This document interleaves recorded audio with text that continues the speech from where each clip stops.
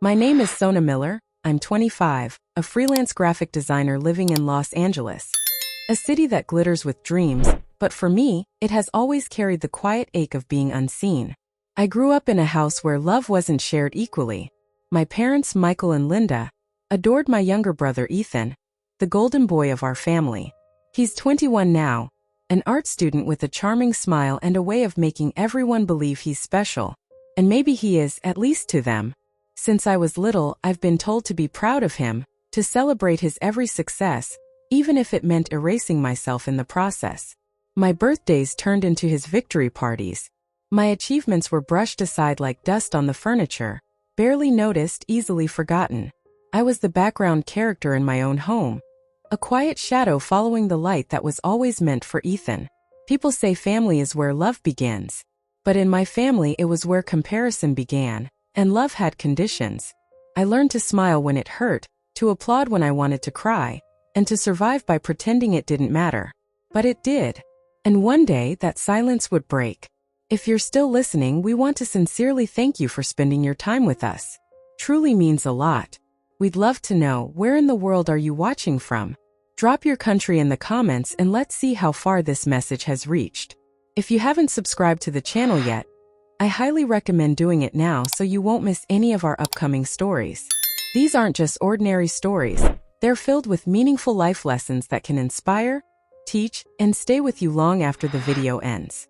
Hit that subscribe button and join our growing community. I still remember my 10th birthday, the day I realized love in my house had rules, and I wasn't one of them. That morning I woke up early, my heart light with excitement. I had spent weeks secretly hoping my parents would surprise me with something special. A cake, maybe balloons, or even just a small family dinner. I didn't need much. I only wanted to feel like I mattered. But when I walked into the living room, the first thing I saw wasn't my birthday decorations. It was Ethan's painting hanging proudly on the wall. My parents were standing in front of it, beaming. They had turned my birthday into a celebration for him, again. Isn't it wonderful? Mom gushed, adjusting the frame. Our little artist won first place at school. Dad laughed, wrapping an arm around Ethan's shoulder. We're so proud of you, son. You've got real talent. I stood there, clutching the small gift I had made for myself. A paper flower I'd spent the night folding because no one ever remembered to buy me one. When Mom finally noticed me, she smiled absently and said, "Happy birthday, sweetie. You should be happy for your brother. His happiness is our family's joy." That sentence became the echo of my childhood, a phrase that followed me like a shadow.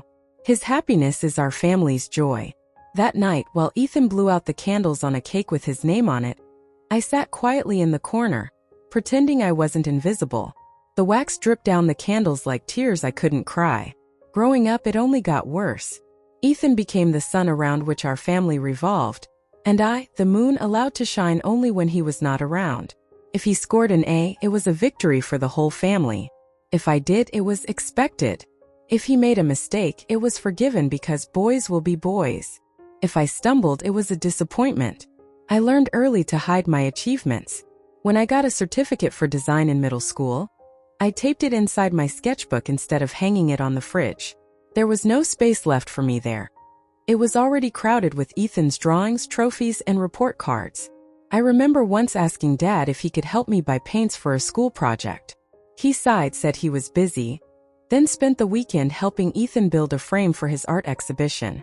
When I showed Mom my finished work, a hand-drawn poster about kindness, she barely glanced at it. "That's nice, honey," she murmured, scrolling through photos of Ethan on her phone. Each time they overlooked me, I told myself it didn't hurt. But it did. I just got good at pretending. When I turned 18, the divide between us became a canyon. Ethan was 14 then, still their golden boy, still perfect in their eyes. For his birthday, they surprised him with a sleek red convertible, even though he didn't have a license. I was stunned. I had been working 3 part-time jobs to cover my college tuition in design, juggling shifts at a coffee shop, a bookstore, and a freelance gig that barely paid enough for rent. One night, exhausted and desperate, I gathered the courage to ask for help. "Mom, Dad," I began softly at the dinner table, "could you maybe help me with part of my tuition this semester? Just 30%. I'll handle the rest." Mom looked up from her glass of wine, smirking. Sona, you're an adult now. You need to stand on your own feet. Ethan is the one with a real future. You know how talented he is. Dad nodded, not even looking at me. Stop complaining, Sona. You chose your path. Don't expect us to fund your hobbies. My chest tightened. Hobbies? That's what they called my dream. I remember staring at Ethan, who was twirling spaghetti around his fork, pretending not to notice the humiliation burning my face. The red sports car keys lay casually on the table beside him, glinting under the light like a cruel reminder of everything I wasn't given. That was the night something in me began to harden. The child who kept hoping to be loved started learning how to live without it. In college, I stopped calling home as much. Every phone conversation turned into an update about Ethan. His art awards, his professors' praise, his scholarships. My existence had become background noise in the story of his success. On holidays, I forced myself to go home, mostly for my grandmother, Eleanor, the only one who ever looked at me with real affection. But even those visits were painful. I'd walk into the house and see Ethan surrounded by gifts. A new tablet, art supplies, designer clothes, while I brought homemade cookies that no one touched. One Christmas, Mom even said, Sona, maybe next year don't bring anything homemade. It's not really our style. I smiled, said nothing, and went upstairs to cry quietly in my old room. The one with peeling posters and faded curtains, while Ethan's room looked like an art gallery curated by love. By the time I graduated, I had paid every cent of my tuition myself. No help. No encouragement. No pride from my parents. When I sent them my graduation photo, me in my cap and gown holding my degree, all I got was a text from Mom. Congrats.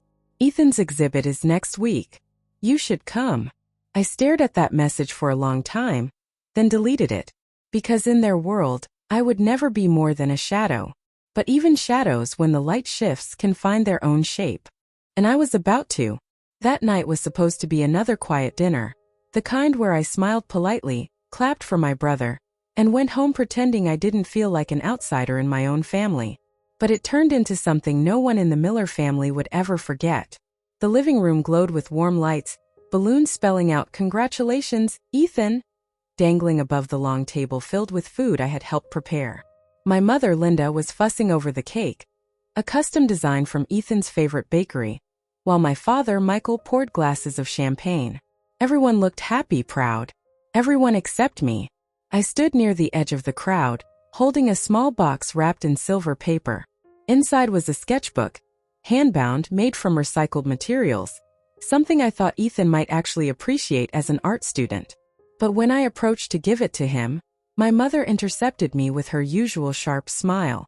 "Oh honey, just leave it there," she said, waving toward the corner table stacked with gifts. "Ethan's got so many things to open later. Don't make a scene." I froze. Don't make a scene. The same phrase she used every time I tried to speak up, to exist. So I smiled that fake practice smile and set the box down. Ethan raised his glass, his grin wide. "To my parents," he said, "for always believing in me." Everyone cheered. My father patted him on the back, and my mother's eyes shone with pride.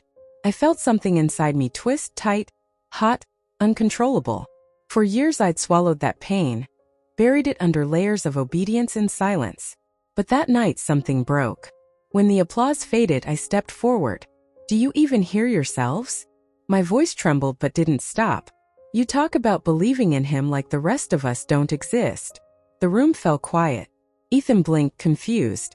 My mother's face stiffened. "Sona, this isn't the time." "No, Mom," I cut her off. "It's never the time, is it? You never remember my birthdays, my work, my life. I've been invisible for 25 years in this house."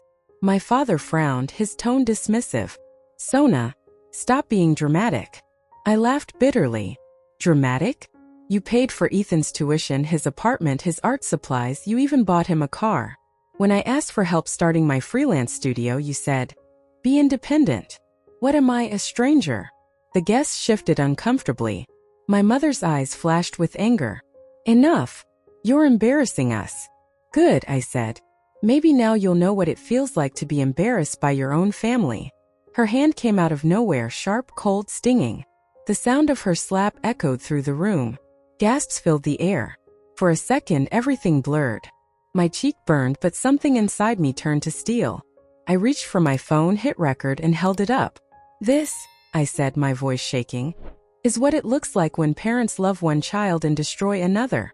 I uploaded it to social media before anyone could react. Within minutes, the video spread. A raw, unfiltered glimpse of favoritism and emotional abuse that resonated with thousands. By the next morning, hashtags with my name were trending. People were furious on my behalf. They shared their own stories, their own scars. My parents tried to do damage control. My father called it a misunderstanding. My mother said I was unstable.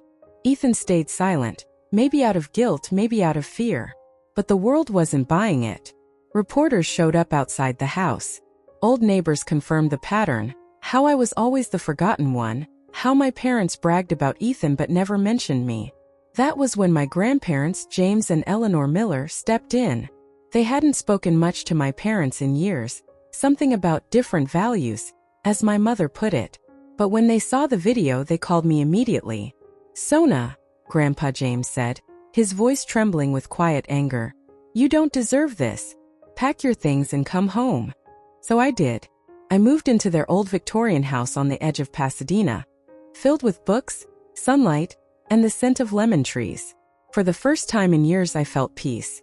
Eleanor would make tea every morning, and James would listen as I talked about my work, my dreams, my pain.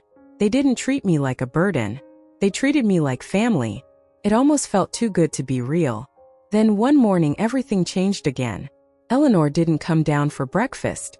James went upstairs and found her collapsed beside the bed. Her teacup had shattered on the floor. First, we thought it was a heart attack. But when the doctors ran tests, they found traces of poison. Something slipped into her drink. The police began investigating. They questioned everyone, the housekeeper, the gardener, even me. But deep down, I already had a name whispering in my mind. Ethan. 2 days earlier, he had come to visit. He said he wanted to make peace, but his eyes never met mine. He spent a long time alone in the kitchen, supposedly getting tea for Grandma. I didn't think much of it then. Now that memory haunts me. Why would he do it? To silence me? To punish me for exposing our family? Or was he trying to protect someone else? As I watched Eleanor lying in that hospital bed, pale and fragile, one thing became clear. My story wasn't over. The family that once silenced me had turned into something darker, something dangerous. And this time, I wasn't the quiet girl anymore. I was going to find the truth, even if it meant destroying what was left of the Millers. Detective Rachel Monroe was sharp, methodical, and unshaken by family politics. From the moment she entered my grandparents' house, notebook in hand and eyes scanning every corner, I knew she wasn't one to overlook details. During her first round of questioning, she calmly went through each timeline: who entered the kitchen, who served the tea, and when Eleanor's symptoms began. After several hours, she turned to me with a faint, knowing look. "Sona," she said, "security footage from the hallway shows your brother entering the kitchen around 10:45 p.m., about half an hour before your grandmother's bedtime tea was made." My stomach tightened. Did he take anything? Rachel flipped open her file. According to the housemaid, one of the medication bottles, a mild laxative, went missing that same night. Not exactly poison, but in the wrong amount, it could cause serious harm to someone Eleanor's age. Her voice was calm, but I could feel the weight of her words pressing down on me. My brother. My own blood. When I confronted my parents with this, they brushed it off instantly. "Ethan would never," my mother snapped. "He probably just needed it himself. Stop twisting everything into drama, Sona." My father chimed in, tone cold and weary. "You've already embarrassed this family once. Don't do it again. Your obsession with blaming Ethan is getting unhealthy." Obsession. That word burned like acid, so I decided to prove it, not with emotions but with evidence. That night, after everyone went to bed, I quietly installed a small hidden camera in the hallway leading to Eleanor's room. It wasn't about revenge anymore, it was about truth. I wanted to see once and for all who was walking around when everyone else was asleep. 2 nights passed without incident. On the third, around 2:17 a.m., the motion detector pinged. I opened the live feed and froze. Ethan. He was creeping down the hall barefoot, carrying something small in his hand. He paused at Grandma's door, looked around, then slipped inside. He stayed there for nearly 15 minutes before leaving. My hand shook as I replayed the footage over and over. There was no mistake. The next morning, I showed the video to my parents. My mother's reaction? Fury. You invaded your brother's privacy? You planted cameras like a criminal? What is wrong with you, Sona? My father didn't even look at the screen. That proves nothing. Maybe he was checking on Eleanor. You're reading into things because you want him to be guilty. Even after everything, the slap, the poison, the evidence, they still chose him. It wasn't jealousy. It was survival. I wasn't trying to destroy Ethan. I was trying to protect what was left of our family. But as I stood there, surrounded by disbelief and denial, I realized the truth. Sometimes the hardest enemies to fight are the ones who share your last name. For days I didn't sleep. Every night I replayed that video of Ethan sneaking into Eleanor's room. The way he moved quietly, the strange calmness in his steps. My parents could dismiss it all they wanted, but deep down I knew. Something inside my brother had changed, or maybe I was finally seeing who he truly was. Detective Rachel advised me to stay cautious. Don't confront him yet, she said. If you do, he'll hide the evidence. We need him to trust you. So I did the hardest thing I've ever done. I pretended to forgive him. I texted Ethan one afternoon. Can we talk? I don't want us to be enemies. Maybe I overreacted. He replied within minutes. I'd like that. I miss my sister. The message made my stomach turn, but I smiled anyway. If this was the game he wanted, I'd play, but by my rules. That weekend, I invited him over for lunch at Grandma Eleanor's house, where I was still living. I cooked his favorite, pasta with cream sauce and garlic bread, the same dish I used to make when we were kids. He arrived with his usual effortless charm, wearing designer sneakers and a grin that didn't quite reach his eyes. I'm glad we're moving past all that drama, he said, sipping his iced tea. Mom's been so stressed. You really shouldn't have posted that video, you know? It made things worse for everyone. Yeah, I said softly. Maybe I went too far. He smiled, satisfied, mistaking my calm for surrender. But as we talked, I watched him carefully. The way he avoided eye contact when I mentioned Grandma's recovery. The way he brushed off Detective Rachel's visits as a waste of time. There was something mechanical about him, as if every word had been rehearsed. That night after he left, I began searching. I checked the study first, then the living room, then the storage closet where Grandma kept old family papers. But it wasn't until I opened Ethan's old room, the one he used to stay in when visiting, that I found it. A small leather-bound notebook tucked inside a shoebox under the bed. The first few pages looked harmless sketches, notes about art school, a few ramblings about stress and pressure. But halfway through, my breath caught. The tone changed completely. They all think I'm the favorite, but they don't see the bigger picture. Sona's emotional weakness makes her unpredictable. Mom and Dad are too blind to notice. If Grandma leaves everything to her, the house, the stocks, the estate, I'll make sure that doesn't happen. She's old. Accidents happen. My hands trembled as I turned the next page. If Sona keeps pushing, she'll ruin the family name. Better to make her look unstable, like she's jealous, paranoid. Mom already believes it. Dad follows whatever she says. Easy. Then, one last chilling line written in messy ink. Once Eleanor's gone, the rest will fall into place. And I'll finally get what I deserve. I stared at the words for a long time, my pulse pounding in my ears. The brother I once defended at school, the boy who used to bring me hot chocolate when I cried, had written this. It wasn't just envy anymore. It was premeditated manipulation. I knew then that I needed to expose him. Not quietly, not privately, but in front of everyone who had ever refused to see the truth. The opportunity came a week later, when my parents insisted on a family reconciliation meeting.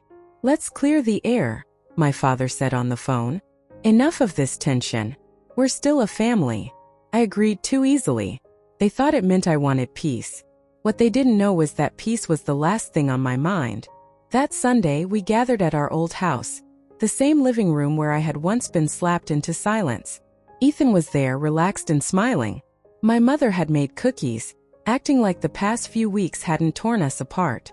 My father looked tired but hopeful. Before we start, I said, standing up, I want to thank you for giving me this chance to talk. I know I've been emotional. My mother nodded, cautious but approving.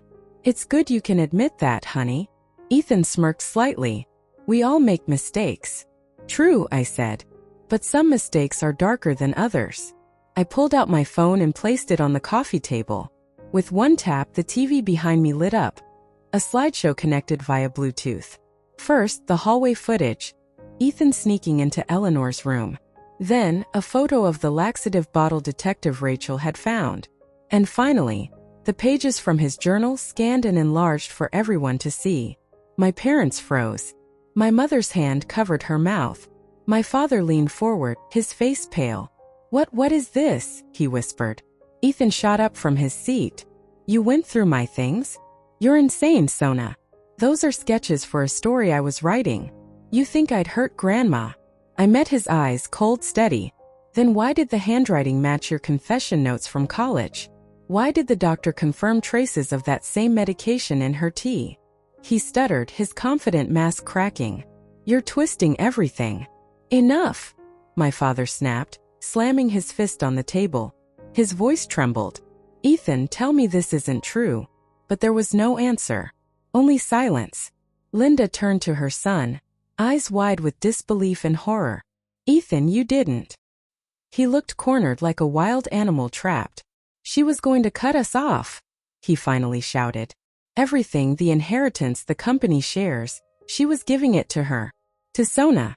After everything you did for her, Mom, she was going to leave you with nothing." My mother broke into tears. My father just sat there, hollow, unable to speak. I felt both pain and release. This wasn't victory. It was heartbreak carved into truth. The family that once refused to see me now had to look. Detective Rachel stepped in from the hallway. I told her everything in advance. She had been listening, recording every word. "Ethan Miller," she said quietly, "you have the right to remain silent." The sound of the handcuffs clicking shut was the final note in a song that had played too long. As Ethan was taken away, my mother sobbed uncontrollably, whispering his name. My father covered his face with his hands. For the first time in years, the room that had always echoed with denial was filled with something real: silence, grief, truth. I stood there, shaking but unbroken. The same house that once made me invisible had become the place where I finally reclaimed my voice. Sometimes, justice doesn't arrive in courtrooms or headlines. Sometimes it begins at your own dining table, with courage, evidence, and the strength to face the people who never believed in you. The night before Ethan's trial, Los Angeles was wrapped in fog. I remember sitting by the window of Grandma Eleanor's beach house, staring at the waves under a pale moon, trying to convince myself that the worst was over. Ethan was supposed to face the court the next morning. The evidence was overwhelming: his journal, the footage, the toxicology reports. I told myself justice would finally be served. But at 2:47 a.m. my phone rang. The number was unknown. When I answered, there was only breathing, slow, deliberate. Then a voice I knew too well. "Miss me, sis." My blood ran cold. "Ethan." He chuckled softly. "You thought you could destroy me and sleep peacefully? Cute. Where are you?" I demanded, my voice shaking. "You'll find out soon enough," he said. "Tell Grandpa I want everything Grandma was planning to leave you. Every cent. Or someone might not wake up tomorrow." Then the line went dead. By morning, chaos erupted. The courthouse confirmed that Ethan had cut off his ankle monitor around midnight. No one knew how or who helped him. The police were searching, but my gut told me he wouldn't just vanish. Ethan wanted me to see him. He always did. I rushed home to check on Grandma Eleanor.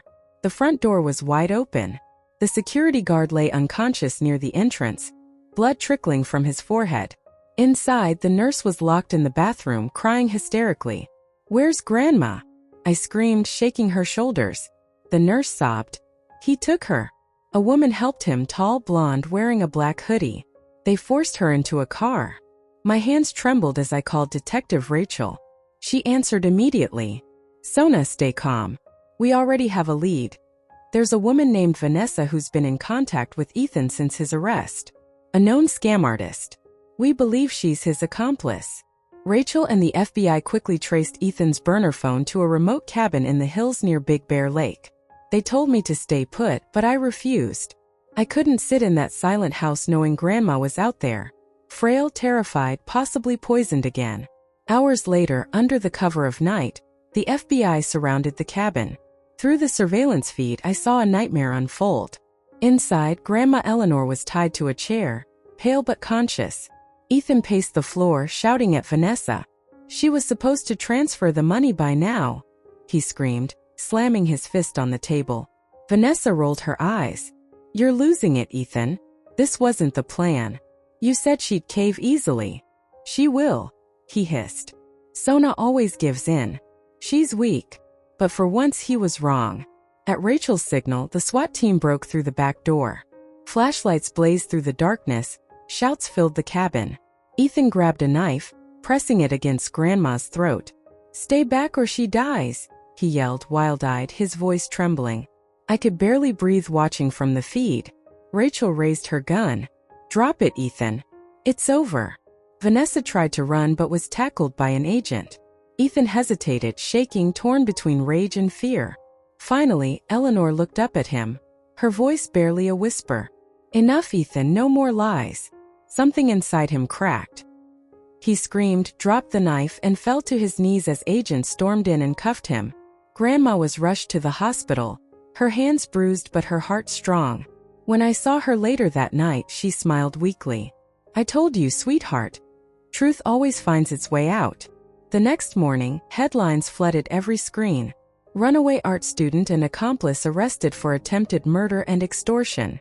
Vanessa was charged with kidnapping and conspiracy. Ethan faced counts of attempted homicide, fraud, and possession of controlled substances. As I stood outside the courthouse, reporters shouting my name, I realized something. This wasn't just the end of a family drama. It was the collapse of a lifelong illusion that love could survive without accountability. For 25 years, I was invisible. But now, under the same California sky that once witnessed my silence, I finally felt seen, not as the forgotten daughter, but as the woman who refused to look away. The trial ended with the weight of a lifetime. Ethan was sentenced to 25 years in prison for attempted murder and conspiracy. Vanessa, his manipulative partner, received 30. As the judge read the verdict, Ethan didn't look at me once. He just stared at the floor. The same floor he used to pace as a boy when I'd help him finish his art projects. The silence in that courtroom was heavier than any words could be. My parents, Michael and Linda, broke down completely. I saw them sitting in the last row, holding each other, whispering prayers that came too late. They reached out to me afterward, tears streaming, begging for forgiveness. But I couldn't give it. Not because I wanted revenge, but because forgiveness to me had to mean something. They had 25 years to see me, to love me. Now their regret was a shadow against the light I had finally found for myself. After the trial, Grandpa James officially adopted me. It was symbolic, yes, but it also meant I was finally someone's chosen family, not just a leftover from someone else's love. I moved forward, built a career as a respected graphic designer, bought my own home, and later married a kind man who taught me that real love doesn't make you beg for it.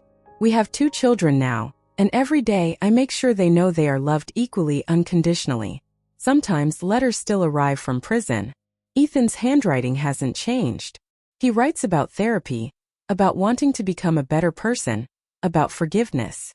I never respond. Some wounds don't need closure. They just need peace. Every Sunday, Grandpa James and I visit Grandma Eleanor's grave by the sea. We bring white lilies, her favorite, and tell her about the children, about work, about life. Standing there with the waves crashing softly behind us, I feel her presence. Not as a memory, but as a quiet reminder that healing doesn't come from erasing the past, but from surviving it. 5 lessons I've learned from this journey. Love without respect is not love at all. Being family doesn't give anyone the right to belittle your worth. Silence can protect the wrong people. Sometimes speaking up, even when it costs you everything, is the only way to find truth. Forgiveness is a choice, not an obligation. You can heal without reopening the door to those who broke you. You can rebuild your own family.